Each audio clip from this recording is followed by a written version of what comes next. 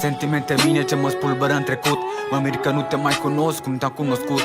Acum singur mă lupt să fie ca la început. Știi, sufletul mă doare, dar eu totuși am tăcut. Când lacrima îmi cade, vreau să te ajut să clarificăm odată că durează mult prea mult. Să știu ce am făcut, de ce timpul am pierdut, de ce m-ai rănit adânc acum și te prefăcut într-o fată specială. Ce am crezut că ești deosebită, mami, dar înghițam povești. Știam că mă iubești, dar ai zis că mă dătești. Când ai plecat pe ușă am simțit mă locuiești. A spus că-s diferit, dar acum te rătăcești prin propriile vorbe pe care le gândești. Prin ochii mei privești cu capul în pământ și nu îmi pare rău că în piesa mea te cânt.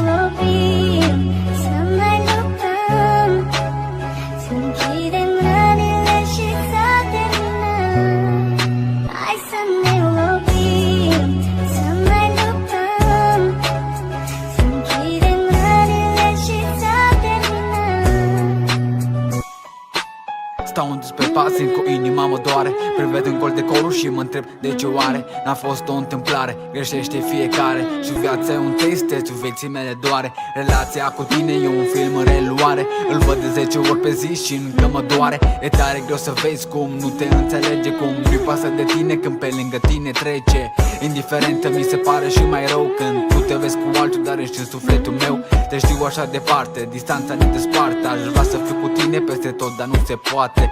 Este imposibil, că tu asta știi bine. Acum totul să năruă, să lupt două destine. În fine, mă doare, dar totul se rezumă la amintiri cu noi, amintite doar în glumă.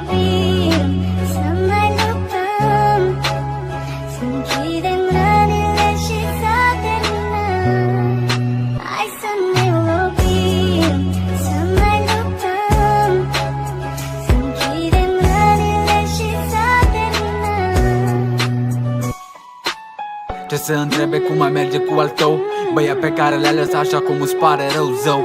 Tu chiar nu vezi că are pe altcineva și că nu te mai poate iubi cum o făcea cândva.